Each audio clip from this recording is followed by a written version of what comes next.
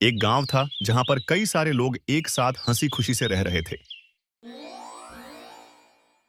केवल और निशा की शादी को एक दिन हो गया था। निशा को अपने नए घर में सब कुछ नया और अनजान लग रहा था। वह अपने पति केवल के साथ अपने नए घर में रहने लगी थी। निशा की सास श्रीमती शर्मा एक बहुत ही अच्छी और समझदार महिला थी। वह निशा को अपने घर की नई बहू के रूप में स्वीकार करने के लिए तैयार थी। अगले दिन आज मैं कुछ मीठा बनाऊंगी और सबको प्यार से खिलाऊंगी। और वो बड़े प्यार से सबके लिए खीर बनाती है। जब केवल और उसकी मां खाने के लिए बैठे तो उन्हें खीर का स्वाद अजीब लगा, लेकिन किसी ने भी निशा को इसके बारे में नहीं बताया। वे सभी खीर खाते रहे और निशा को इसके बारे में कुछ नहीं बताया। लेकिन जब निशा रसोई में गई और बची हुई खीर को खाया तो उसे पता चला कि खीर में नमक डाल दिया है, और वह बहुत शर्मिंदा हुई और अपनी सास के पास गई। निशा ने अपनी सास के पैर छूकर माफी मांगी और कहा, मैं बहुत शर्मिंदा हूँ। मैंने पहली बार खाना बनाया था और मैंने ऐसी गलती कर दी। श्रीमती शर्मा ने मुस्कुराकर कहा, बेटा, तुम्हारी पहली रसोई है, यह तो होना ही था। मैं तुम्हारी माफी कबूल करती हूँ, लेकिन तुम्हें एक वादा करना होगा। निशा ने उत्सुकता से पूछा। क्या वादा? श्रीमती शर्मा ने कहा, तुम्हें वादा करना होगा कि तुम कभी भी खाना बनाते समय जल्दबाजी नहीं करोगी और हमेशा ध्यान से काम करोगी। निशा ने वादा किया और कहा। मैं आपका वादा पूरा करूंगी माँ जी। इसके बाद श्रीमती शर्मा ने निशा को गले लगाया और कहा, मैं तुम पर गर्व करती हूँ बेटा। तुम्हारी पहली गलती है, लेकिन तुमने माफी मांगी और वादा किया। यही तो असली बहू की पहचान है। इस तरह निशा ने अपनी पहली गलती से सीखा और आगे से हमेशा ध्यान से काम किया, और श्रीमती शर्मा ने भी निशा को अपने दिल के करीब स्थान दिया।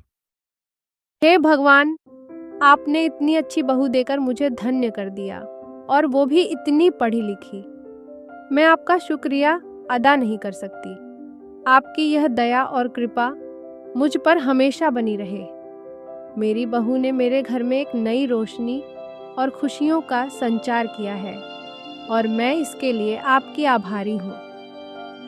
ऐसे ही कई सारे दिन गुजर जाते हैं और घर में शांति बनी रहती है। कुछ दिनों बाद केवल के दोस्त राहुल अपनी पत्नी दिव्या के साथ घर आए। राहुल और दिव्या परिवार के साथ बैठकर बातें कर रहे थे। केवल और राहुल दोनों एक ही कंपनी में काम करते थे। तभी राहुल, क्या तुमने वह प्रोजेक्ट सबमिट कर दिया क्या, या अभी करने वाले हो? नहीं, अभी तक तो मैंने वो प्रोजेक्ट सबमिट नहीं करवाया है। कल कर दूंगा। वैसे भी 2 दिन ही बचे हैं अब सबमिट करने के लिए। क्या तुमने कर दिया सबमिट? ओह, ना मैंने भी अभी तक सबमिट नहीं करवाया है। सोच रहा था हम साथ में ही सबमिट कर देते हैं। वैसे तुमने वह प्रोजेक्ट कहाँ रखा है? मेरा तो अभी तक लैपटॉप में ही है। मेरा प्रोजेक्ट मैंने संभाल कर अपने कमरे में ही रखा है। वहां पर वह सुरक्षित है और मैं उसे कभी भी आसानी से निकाल सकता हूँ। बहुत देर तक बातचीत करने के बाद सब लोग खाना खाने बैठते हैं, क्योंकि निशा ने सबके लिए बड़े प्यार से खाना बनाया होता है।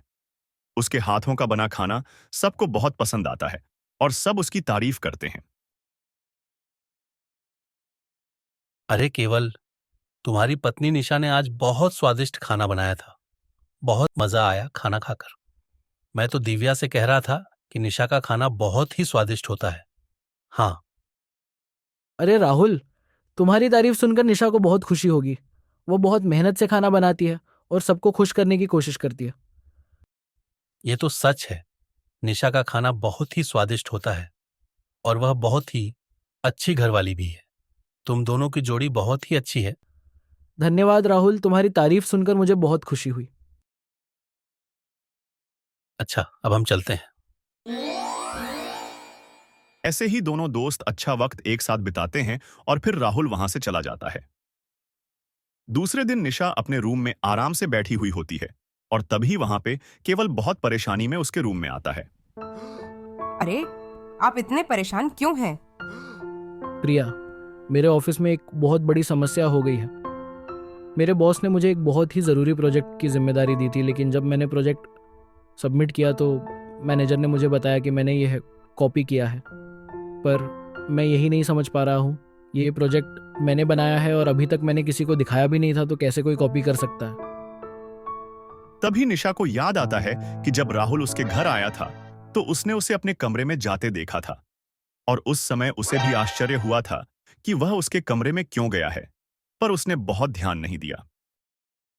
मुझे लगता है कि आपके दोस्त राहुल ने आपका प्रोजेक्ट चुरा लिया है और आपसे पहले ही सबमिट कर दिया। मैंने कल अपनी आंखों से उसे हमारे कमरे में जाते हुए देखा था। क्या तुम्हें पता भी है कि तुम क्या कह रही हो? वह मेरे बचपन का दोस्त है, हम साथ में ही बड़े हुए हैं। वह मेरे साथ ऐसा कैसे कर सकता है? बोलने से पहले कुछ सोच लिया करो। तुम्हारी बातें मुझे बहुत बुरी लग रही हैं। आप इतना गुस्सा मत कीजिए, मैं झूठ नहीं बोल रही, आप थोड़ी शांति रखिए। मुझे भी यह बात सुनकर विश्वास नहीं हो रहा है, पर यही हकीकत है। अगर ऐसा है तो मुझे यह बताओ कि उसने ऐसा क्यों किया है। उसके पास क्या वजह होगी जो हमारी इतने सालों की दोस्ती के बारे में भी उसने एक बार नहीं सोचा? क्या वह इतना बदल गया है कि उसने हमारी दोस्ती की कद्र नहीं की? मैं आपकी भावना को समझ सकती हूँ और मुझे आपको ऐसे दुखी देखकर भी बहुत बुरा लग रहा है। पर कल राहुल की पत्नी दिव्या के साथ बात करते समय उसने मुझे बताया कि उसे विदेश जाने का बड़ा शौक है। अगर आपके इस प्रोजेक्ट से उसे प्रमोशन मिल जाएगा तो वो दोनों विदेश जा सकते हैं। मुझे लगता है इसी वजह से राहुल ने आपको धोखा दिया है।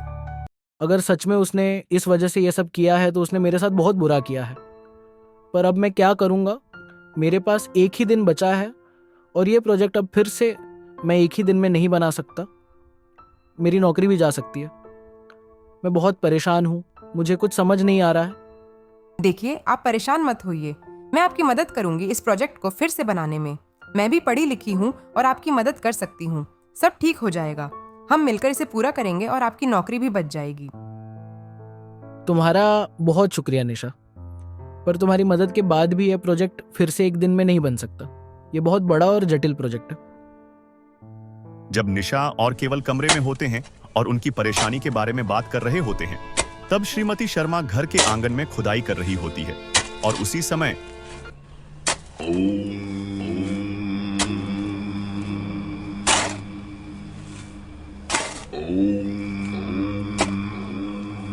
क्या कोई है घर पे? हाँ जी, गुरुजी, मैं आपकी सेवा कैसे कर सकती हूँ, बताइए। देवी जी, मुझे आपके बेटे से बात करनी है। क्या वह है घर पे? तभी निशा और केवल को कुछ आवाज आती है और वे दोनों घर के बाहर जाते हैं। हाँ जी, गुरुजी, बताएं, आपने मुझे बुलाया, क्या हुआ? कोई समस्या है? बेटा, मैं नजदीक के गांव में ही रहता हूं और अपनी तपस्या करने के लिए आपके गांव आया हूं। बेटा, अपने माथे की चिंता की लकीर को मिटा दो। अब मैं जो कहने जा रहा हूं वह ध्यान से सुनना। मुझे ऐसा लगता है कि आपके घर में कोई ऐसा रहस्य है जो आपको किसी को भी मालूम नहीं है। रहस्य? कैसा रहस्य? क्या बात है? मुझे तो कुछ नहीं पता। आप क्या जानते हैं? बताइए। वह मैं आपको नहीं बता सकता, वह आपको खुद ही ढूंढना होगा, लेकिन श्रद्धा के साथ ढूंढना है। वह आपकी जिंदगी बदल सकता है। गुरुजी की यह बात सुनकर निशा और श्रीमती शर्मा चौंक जाती हैं। उनके चेहरे पर आश्चर्य और उत्सुकता के भाव दिखाई देते हैं। पर आपको यह सब कैसे पता? कौन है आप? मैं तुम्हारे पूर्वजों का दोस्त था। मैंने उन्हें एक वरदान दिया था, लेकिन उन्होंने उस वरदान का दुरुपयोग किया था। मैं तुम्हारे परिवार को फिर से सुख और समृद्धि दिलाने के लिए आया हूं। उन्होंने उस वरदान की शक्ति का उपयोग अपने परिवार के सदस्यों के बीच झगड़े और विवाद पैदा करने के लिए किया था। यह सब कैसे हुआ था? बेटा, तुम्हारे पूर्वजों ने मेरे वरदान की शक्ति का उपयोग अपने परिवार के सदस्यों के बीच ईर्ष्या और जलन पैदा करने के लिए किया था। उन्होंने अपने परिवार के सदस्यों को एक दूसरे के खिलाफ खड़ा किया था, और इससे उनके परिवार में बहुत बड़ा विवाद पैदा हो गया था। गुरुजी, क्या हमें कुछ करना होगा? हाँ, तुम्हें मेरे वरदान को पूरा करना होगा। तुम्हें उस चीज को ढूंढनी होगी जो तुम्हारे पूर्वजों ने मेरे वरदान के साथ छुपाई थी। अगर तुम उस चीज को ढूंढ लेते हो तो मेरा शाप टूट जाएगा और तुम्हारे परिवार को फिर से सुख और समृद्धि मिलेगी। गुरुजी, आपका बहुत धन्यवाद।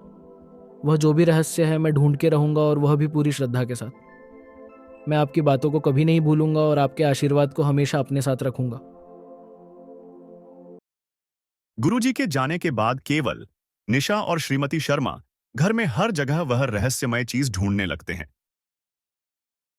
और तभी केवल को एक रहस्यमय दरवाजा मिलता है जो पहले कभी नहीं दिखाई दिया था। वह दरवाजा पुराना और धूल भरा था, जैसे कि उसे वर्षों से नहीं खोला गया था। केवल उस दरवाजे को खोलने की कोशिश करता है। जैसे ही वह दरवाजा खुलता है, वह तीनों अंदर जाते हैं और वहां उन्हें एक संदूक दिखाई पड़ता है। उसमें से आवाज आती है, मुझे बाहर निकालो यहां से, मुझे इस जगह से बाहर निकालो, मैं यहां नहीं रहना चाहता। निशा, श्रीमती शर्मा और केवल उस संदूक की ओर बढ़ते हैं। उनके दिलों में उत्सुकता और रोमांच की भावना है। वे पूरी श्रद्धा से संदूक को खोलने के लिए तैयार हो जाते हैं, लेकिन उन्हें पता नहीं है कि उसमें क्या है। जैसे ही वह संदूक खोलते हैं, उसमें से उन्हें बहुत सारा सोना मिलता है और वह इतना सोना देखकर बहुत खुश होते हैं। निशा, श्रीमती शर्मा और केवल के चेहरे पर खुशी की झलक दिखाई देती है। वे सोचते हैं कि उनकी जिंदगी अब बदल जाएगी। वाह, इतना सारा सोना! हमारे तो भाग्य ही बदल गए। यह हमारे लिए एक नए युग की शुरुआत है। हमारी जिंदगी में अब समृद्धि और सुख आएगा। हाँ निशा, अब हमारी ज़िंदगी बदल जाएगी। अब हम अपना कोई बिजनेस या कंपनी भी खोल सकते हैं और अपने हिसाब से काम कर सकते हैं। हमारे पास अब इतना पैसा है कि हम अपने सपनों को पूरा कर सकते हैं। हे प्रभु, आपने तो हमारे भाग्य ही बदल दिए। हम आपके आभारी हैं कि आपने हमें उचित समय पर ही हमें हमारे कर्मों का फल दिया। धैर्य से ही कर्मों का फल मिलता है। आज आपने यह बात साबित कर दी। आपकी कृपा से हमें यह फल मिला है और हमें यह याद रखना होगा कि धैर्य और सच्चाई के साथ कर्म करने से ही सफलता मिलती है। इस तरह रोहन और प्रिया ने एक बड़ा रहस्य सुलझाया और उन्होंने अपने जीवन को अच्छा बना लिया। ऐसे ही कई सारी बोधकथा कहानियों को देखने के लिए हमारी चैनल को सब्सक्राइब करें। नमस्कार।